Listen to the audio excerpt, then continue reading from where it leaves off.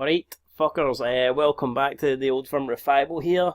It is Football Manager 2017, episode, I think, 35, Season 4, episode 35, I think. So, yeah, we're midway through, we're at just past the January transfer window at the 2020 season, and it is time for the mid-season review. So, this episode's actually not going to be that long. I'm going to rush through it because Scotland and England is starting in approximately 27 minutes, and we got to see it, man. Huge World Cup qualification game. We have to win, and hopefully we do win. So yeah, this is not going to be long. Just see how many times. So Celtic have won 8 in a row, so they're getting close to that 10 in a row. Can they do it? Well, we will find out. But let's check first of all how they have been getting on. So let's see. There's the Ladbrokes Premier League table. So Celtic currently top, 50 points. They're not on a great season. Only 23 games in, they've already lost 5. So that's poor, but they are top, 4 points in front of Partick Thistle, who are surprisingly second. Hearts third, Aberdeen fourth.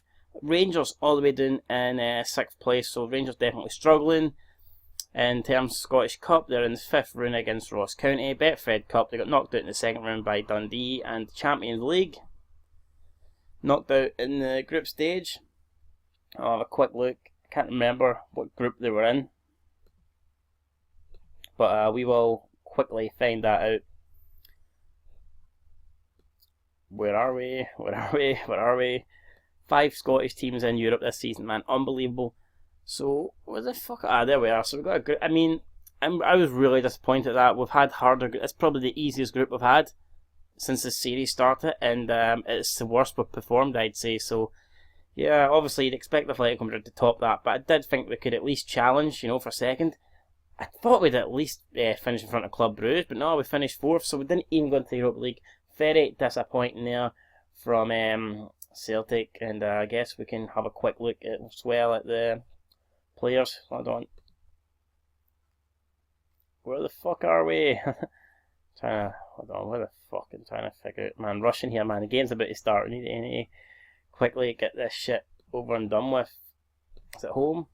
Here we go. So, see, top goal scorer is Moussa Dembele, 16 goals in all competitions. Highest average rating player, Snodgrass, 7.3. Most assists, near betting with 5. Best pass completion, Scott Brown, 91. Most player of the match awards, Robert Snodgrass, with 6. Looks like he could possibly beat Sinclair this season for the, player of the year. And most yellow cards, as you would expect, it's always Chris fucking Brown. Chris Ankle Breaker Brown, so it's always him. And yeah, I think that's basic. We'll have a quick look at the transfers for Celtic, see who they've brought in and out. So as you already know about start of the season, brought in Papadopoulos and Cummings, and also brought in Alvaro Negredo there in the January transfer window for 425k.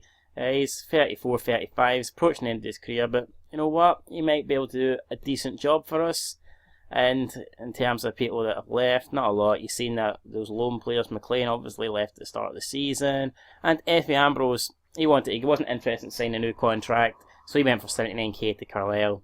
Not great. Could have got like $1 million for him last year, but thought he had still quite a lot of time at Celtic. But obviously that proved not to be the case. So let's see how Rangers are getting on. Obviously, we've seen how they're doing in the league. Not too great. Like I said, down in 6th place. They've only lost like 1 more game than Celtic, but they've drew a lot more than Celtic have, and that's what's costing them. So they've lost 2. They've lost games to Hearts. They even lost to Queen of the South. Queen of the South have only won 3 games, and one of them came against Rangers. Then you see Queen of the South currently last, but they have picked up wins against Hearts and Rangers and Hamilton. 3 points behind Hamilton. Can Queen of the South stay up? Don't know. Going to be close between them, Hamilton. Also, St Johnstone and Dundee are still not entirely out of it. So, European Cup, they got knocked out in the 3rd qualifying phase by Dynamo Kiev, unfortunately. So Rangers did not get into it, the group stages.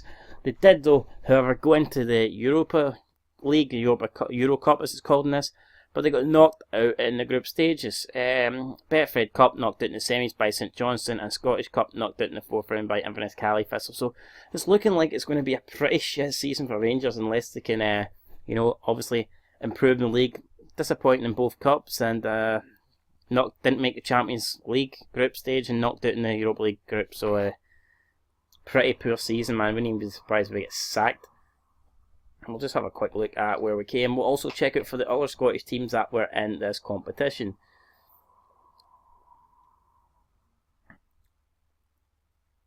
So you see Aberdeen, look at that. They got a group with Mönchengladbach and Lazio, and they managed to finish second. That is amazing. Look at that. 2 wins. So they lost both games to Lazio, but they won both games against Mönchengladbach and that's Silena. So great for Aberdeen. That gets them into the next round.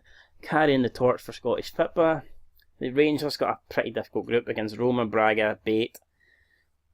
And they managed to finish for just 1 point off going through, so it's a shame, but finished 9th.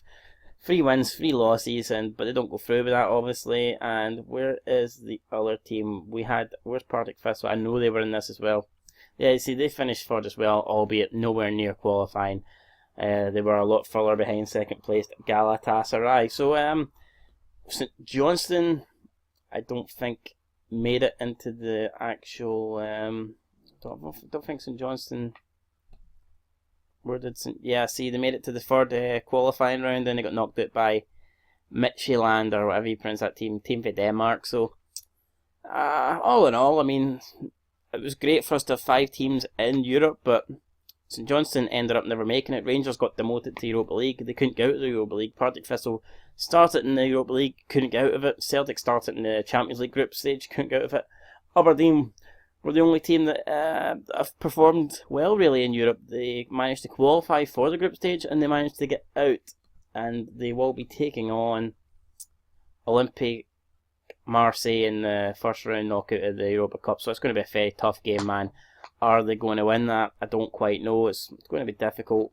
Hopefully they can get through, but if not, I mean, I'm proud of how they've done, and I think it will help the coefficient. I'm assuming that we will be looking pretty good for next season as well. I just noticed there's 5 fucking Italian teams still in this Europa League. Torino, Roma, Lazio, Napoli and AC Milan, so it's good for the Italian football. We'll have a quick look at the coefficient and see where exactly we're going to be. So there you see we're actually up to 9, which is amazing. In this season, yeah, we haven't done as well as previous seasons. We only got 6.5. Look at that, the last 2 seasons we were 12.3 and 11.5. But this, I mean, 6.5, it is alright, but I think with 5 Scottish teams in it, you'd expect it to do a bit better, but I don't think we'll be dropping. We're only losing our money from the 14-15 season, which is 4. So we're not going to be doing worse, like, that's for sure. Will we actually leapfrog Ukraine? According to that, we will. So we're going to move up to number 8 in the world. And what does number 8 get? I don't know, does 8 get you an extra place in the Champions League? 8 doesn't really get you anything. You have to move into the top 6 and it gets you an extra thing. But, I mean, just to move another place, if we can get into the top 8, if we can overtake the Ukrainian league, that'd be great. If we don't, then, you know, it's alright. We're still doing it relatively fine. So, what else do we want to check here, man? Like I said, this is going to be a quick episode. I know might not be impressed with this one, but we'll have a quick look at the transfers just for Scottish football, and then that will do it. So, Partick Thistle bringing in Sander Clark for 300k, so they're spending the money.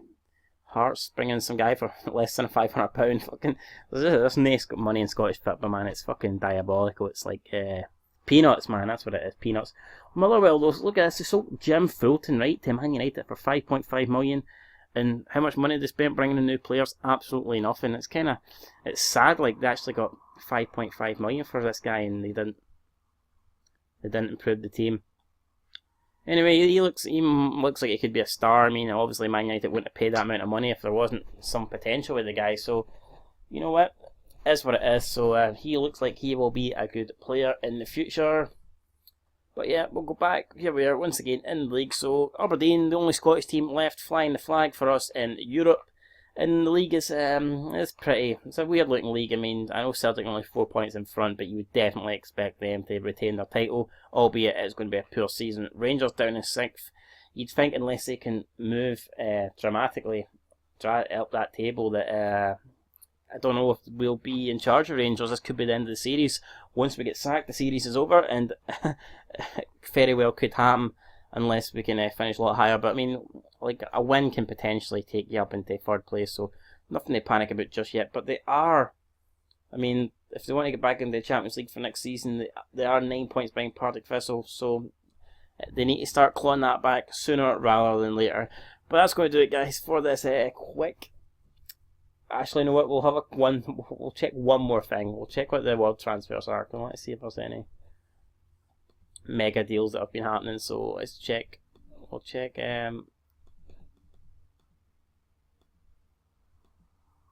Oh, we've already done the PSG. So yeah, we know Coutinho and Hazard went to PSG, which were quite amazing signings, to be fair. So we should actually check how PSG are doing in Europe before we leave. But then go in January, what happened? We had Obiang left West Ham to go to Liverpool, 41 million, potentially rising up to 57. I wouldn't have paid that.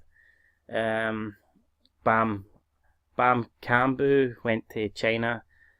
Fred went to China. Disappointing seeing all these players go to China. Toprak went to China. Lack of ambition. Some guy here, Raul Jimenez, went to a fucking suicide bombing team. That's whole Saudi Arabia national team not having the minute silence for the London Bridge victims. That was utter disgraceful. FIFA should kick them out of the World Cup. Well, they're not going to qualify anyway, but you know what I mean, they should be kicked out regardless. It's just absolutely disgusting. But that's it, guys, in terms of the big deals. We'll check how PSG are doing, and that will do it for this episode. Well, we're first in Ligue 1, as you kind of would expect. Let's see here. Competition. Senior squad.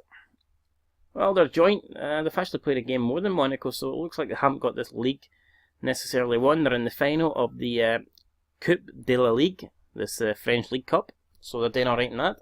This thing, they finished runner-up to Monaco. Hope they won't want to finish runner-up again. French Cup, they've got Auxerre in the 10th round. And in the Champions League, they're in the last 16 against Man United. So, PSG are having a good season, but you would expect that from them, wouldn't you? I mean, when you take into consideration that team that they have, it is pretty good. It's not bad, like, is it? I mean, that's that's a good team, and that's without bloody Coutinho and Hazard. So PSG definitely. They've got, oh my god, they signed Dybala as well. Holy fuck! Greedy bastards! Like, do they really need all these players? I mean, that is unbelievable. Jordi Alba, Jesus, that is some team they've got. Anyway, guys, that's going to do it for this episode. We'll see who wins the league. Probably going to be Celtic, but can Rangers get back up there and try and finish second to get back into the Champions League? And if they can't, then, I mean, when was the last time that a Scottish team was in the Champions League? I think Hearts maybe had the Champions League qualifier back in 2005, but I mean, it's been a long time since then that any other Scottish team competed in the Champions League. So it's going to be great for a Partick Thistle, Hearts or Aberdeen to, if they can finish second. So check back, guys, next time we upload this. We'll see what happens, and until then, peace, and come on the Scots against England. We have to do it. Definitely no room for failure, but until next time, peace.